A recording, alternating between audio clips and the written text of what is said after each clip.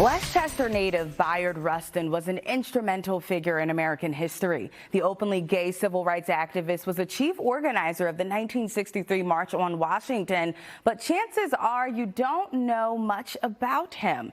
But that's all about to change with the world premiere of a play inspired by the true story of Rustin's life. It's now on stage at People's Light in Malvern. Steve Broadnax III is the writer and director of Bayard Rustin Inside Ashland, and he joins us this morning. Steve, how you doing?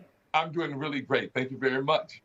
Oh, we're so excited to have you. You know, Steve, people in Chester County and the surrounding area may have heard of the name Bayard Rustin, but do you find that not a lot of people know about this historical figure?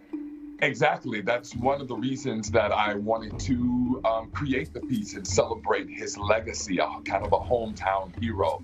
Most people that I talk to do not know his contribution to the civil rights movement and to the rights that we all are standing on today. And you say that's what inspired you to write this play, but what can audiences expect? What can they see? When you come to Bayard Rustin Inside Ashland, again, those who don't know him, he was a civil rights activist, and he also was the executive advisor to Dr. Martin Luther King, and he's most known for the March on Washington, organizing the March on Washington. And a lot of times when you see videos or photos of Dr. King, he's right there beside him. But he was kind of hidden in the civil rights movement because he was a homosexual male. So in this play, I really wanted to highlight his humanity as a same-gender loving man, as an activist. He spent his entire life fighting for civil rights and justice for us all, black, white, segregation, integration between black and white. So you can come to Inside Ashland and expect music, because he was a singer.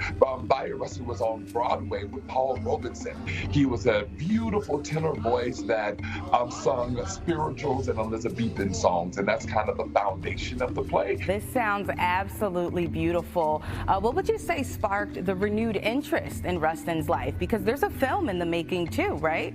Correct. It should be out this summer. They're both coming out kind of around the same time. George C. Wolfe with Coleman Domingo starring as Bayard Rustin is in I think it's done by Netflix.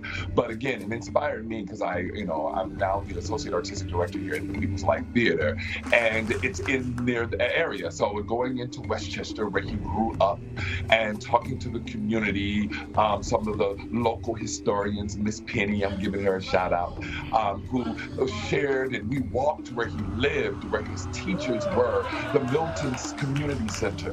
I've spent time in that community really excavating Bayard Rustin's history, and I was just so proud. And also, I identify as a same-gender loving man, so it meant so much to me for him to have the privilege and the honor to represent him on stage. Wow. Just hearing you speak about him and your passion for this play is so inspiring. I actually went to Westchester University, so I'm very familiar with the area, so I'm so excited for this to come out. And if you're excited to see it, which you should be, don't miss performances of Bayard Rustin Inside Ashland on stage now through June 12th at People's Light in Malvern, Chester County. And of course, you can get more information about it in the Philly Live section of NBC10.com or the NBC10 app.